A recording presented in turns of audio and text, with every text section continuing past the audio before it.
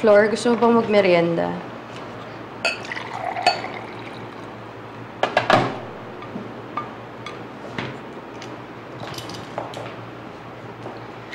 Gusto ko sanang ibalik yung pagkakaibigan natin. Pero, hindi pa siguro ngayon. Sorry, ah.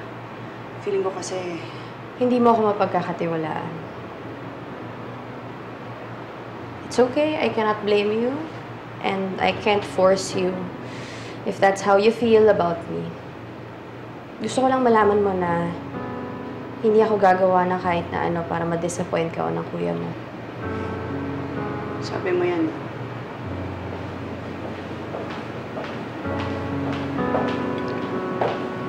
Sana nandito si Austin. Siya lang naman makaka-appreciate nito.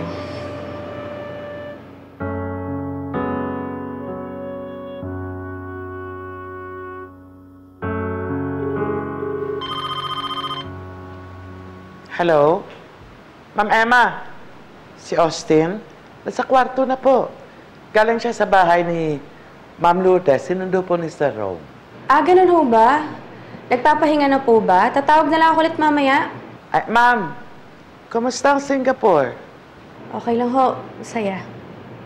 Ma'am Emma, alam niyo na ba na buntis si Georgia? Ano ho? Yan din ang reaksyon namin dito eh. Gulat at lungkot. Dahil maging dahilan yan sa pagre-rena-renahan niyo dito sa atin. Ako man. Aling-aling. Ay.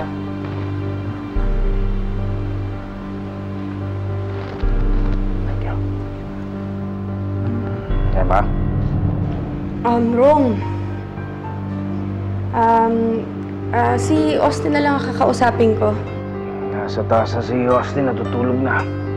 Ganun ba? Nasabi mo na ba sa kanya na may kapatid na siya? Alam mo na pala. Emma, I'm sorry na buntis ko si Georgia. Di mo na kailangan mag-sorry. Matagal na naman tayong tapos. Congratulations. I'm happy for you. Hindi ako happy. Siguro kung tayo magkasama, baka masaya pa ako. Huwag na natin pag-usapan yan. Baka dapat na rin maging masaya ka na dahil blessing ang baby. Siguro tiniming na rin talaga ng Diyos na magkaanak na kayo ni Georgia para sabihin sa'yo na panahon na talaga para mag-move on. I'm sure magkakaroon na ng bagong meaning ang relationship niyo ni Georgia ngayon. Pero Emma, hindi siya ang gusto ko. Hiwalay na kami. Rome, tinatago ko ni Angelo. Okay, bye.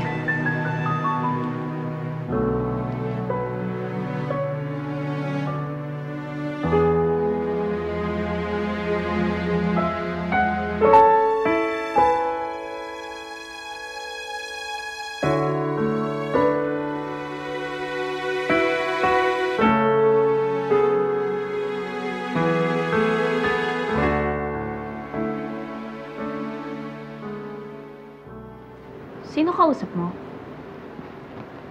Si Emma. Alam na niya na buntis ka and she's happy for us. Talaga? Hmm. Eh, nasabi mo ba sa kanya na ikakasal na tayo? Saan na natin pag-usapan yan? Pagod ako.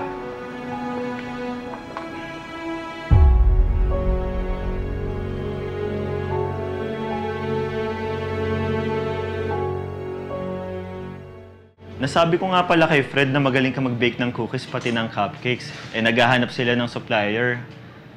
Mga 50 lang naman. Kaya mo ba yun? Para saan ba? Sa baby shower nila ni Ruth. Alam mo, first baby kasi nito kaya todo bigay itong si Fred eh. Alam mo ba, dapat maghihiwalay na sila pero dahil nabuntis si Ruth, naging okay sila ulit. Ba talaga nagagawa ng baby sa relasyon, no? Emma, I'm sorry na buntis ko si Georgia. Ang galing lang kasi bumalik yung love nila sa isa't isa. Tapos yung kasalanan nila sa isa't isa, nawala na. Nakalimutan na nila. Nakamove on na sila. Emma?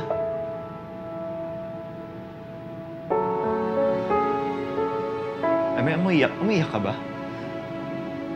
Ha? Hindi, wala to. Bakit ano nangyari? Nakakalungkot ba yung kwento ko? Nabanggit mo kasi, yung anak ni Fred.